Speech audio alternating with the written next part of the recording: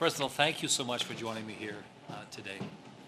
I want to thank you as well for everything that you've been doing for a long time now. And I thank you for helping our Chinese Canadian community stay connected and feel strong together as a very important community of influence here in Ontario. And I want to thank you as well because many of you recognized, your organizations recognized a long time ago, the growing influence of China in the geopolitical scene. And I've been proud many times with Michael to visit China. We've made 4 separate trips to China. I've gone to China more times than any other in terms of an overseas flight.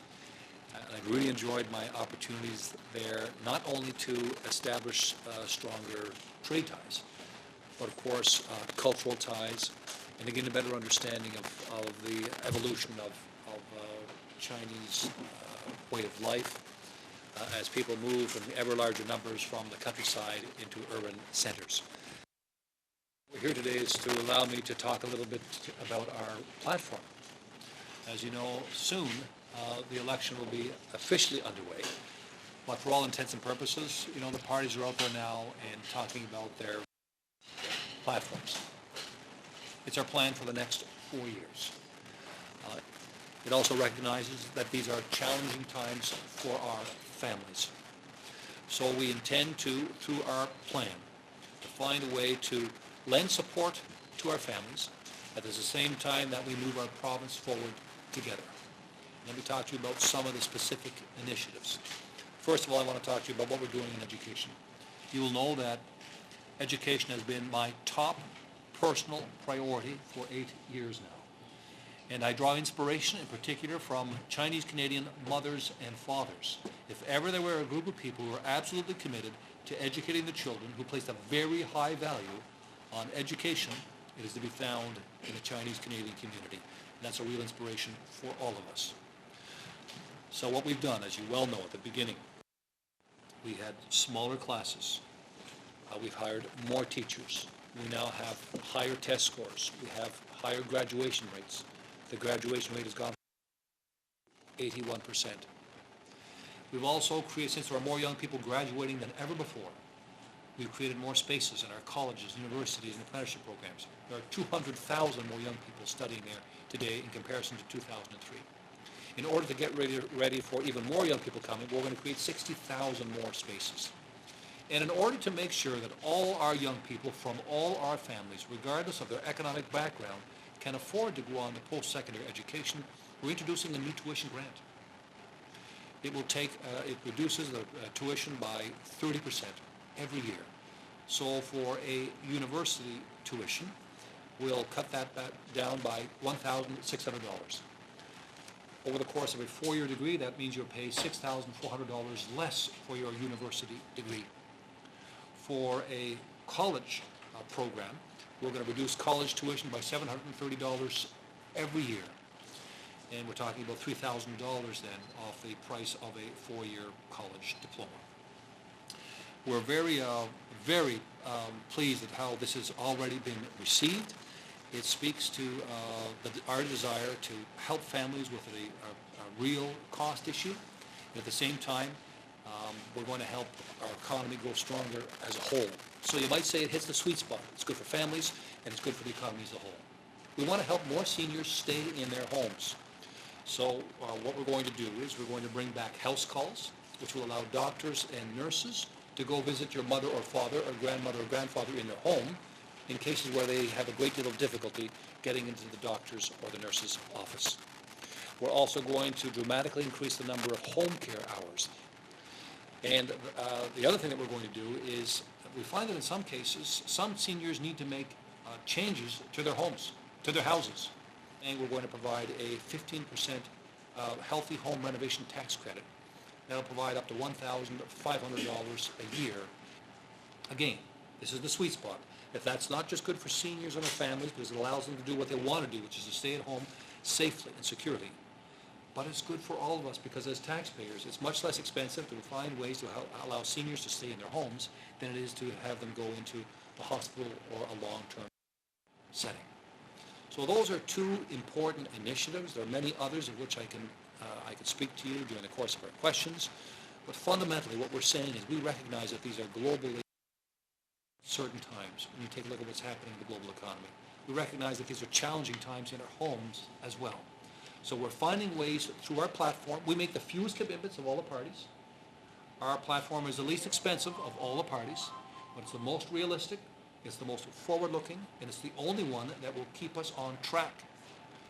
The NDP, on the other hand, are committing to raising taxes on our job creators by $9 billion. That'll mean we'll generate less revenue and have less financial capacity, less money to support our schools and our health care. Last point I'm going to make, because I know business is very important to all of us as well. We've already reduced the small business tax rate in Ontario. We dropped it 20%, so it's at 4.5% now.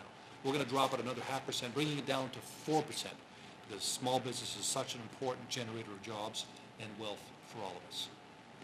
Thank you. He is proposing a 10% wage subsidy for employers who would hire new Canadians and provide them with on-the-job training opportunities. So I'm very disappointed that he would change his mind.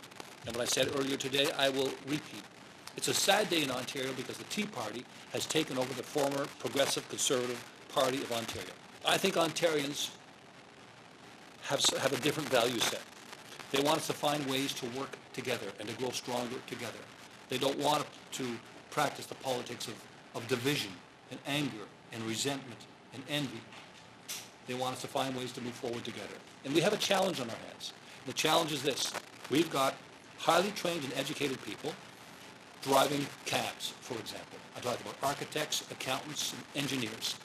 And what we're proposing through our initiative is that we're going to provide some support to employers who will take on highly skilled individuals so they can acquire on-the-job training and obtain and position themselves to certification so that they then can go and get a job on their own.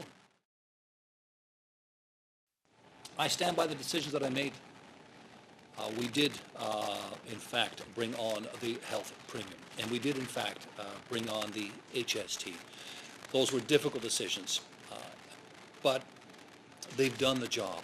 We have grown a lot stronger. Our schools are so much stronger today. Our health care is so much stronger today. Because of the HST is now stable, and the underpinnings make us so much more competitive. We've created 80,000 jobs since we brought the HST. And now in our platform, because we have made the right decisions, some of those difficult decisions, we can do even more to support our families. And that includes reducing the price of university tuition by $1,600 every year, or providing support to seniors when they stay in their homes, a new healthy home renovation tax credit of $1,500 every year. The other thing I think is noteworthy that the opposition tell us that they don't like the HST. Well, they're keeping it. You think if they had the courage of their convictions, they'd run against it and run to undo it. They accept in their heart of hearts that it's not an easy thing to do, but it's important for us to do it. Look at our numbers. Tell us what you think. They've verified our numbers. They've approved the economic plan that we have put in place. The PCs have not done that. We have the NDP. PCs have a $14 billion hole, and you can't fill that hole without making cuts to our schools and to our health care. The NDP are going to raise taxes to the tune of $9 billion on our job creators. That's going to hurt our economic growth. And if you hurt our economic growth, it means we don't have the wealth that we all want to have to support our kids in their school. And we've got a long-term plan now to eliminate our deficit by the year 2017, 2018. We're very good at beating our projections, at ending up with a lower deficit number than we had originally anticipated. And that's because we worked very hard to get that deficit down. It's about 42% lower today at the height of the recession. So we've got a good record when it comes to eliminating the deficit and supporting our important public services. Thank you. Thanks, everybody. I really appreciate it. Thanks for the time.